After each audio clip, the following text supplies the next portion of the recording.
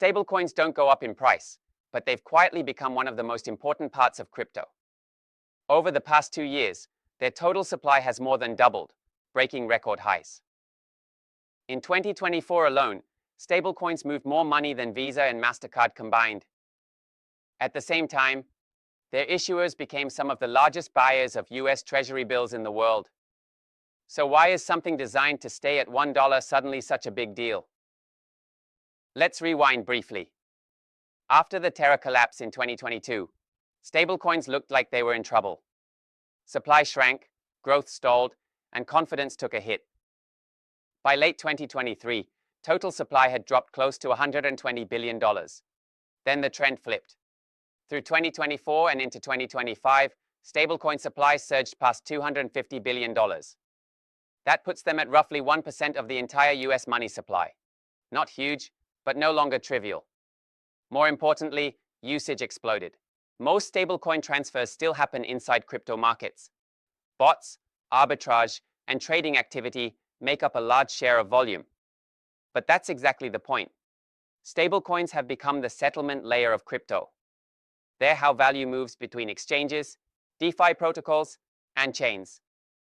Beyond trading, they're increasingly used for remittances, merchant payments, and as a dollar substitute in countries with high inflation or capital controls. That growth forced regulators to respond. In the US, lawmakers passed the first federal framework recognizing dollar-backed stablecoins, allowing banks to issue them and framing them as a tool to extend dollar influence globally.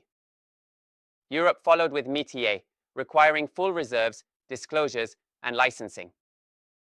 Across Asia, Japan and Hong Kong approved regulated issuance, while China openly debated the geopolitical impact of dollar stablecoins.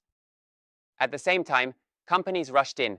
Payment firms, exchanges, retailers, and banks all began launching or exploring their own stablecoins. PayPal issued PYUSD.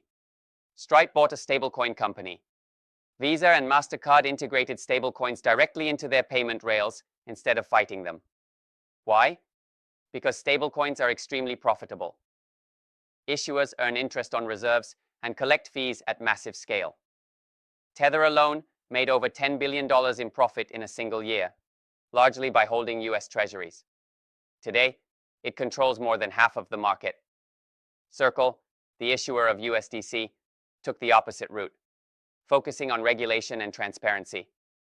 It doubled supply, expanded into Euro stablecoins, and became the first major stablecoin issuer to go public. Together, these two control over 80% of the market. Newer entrants are trying different angles: yield-bearing stablecoins, region-specific tokens, or blockchain-native designs. But the core dynamic is the same. Control over digital dollars means control over liquidity. That's where the concern comes in. Stablecoins are useful, fast, and widely adopted, but they aren't decentralized. Issuers can freeze funds, comply with sanctions, and respond to political pressure. In practice, they act less like neutral digital cash and more like banks running on blockchains. Stablecoins started as a trading tool. They're now a financial infrastructure. Whether that's good or bad depends on how much power you think private issuers should have over global money, and whether crypto is comfortable trading decentralization for efficiency.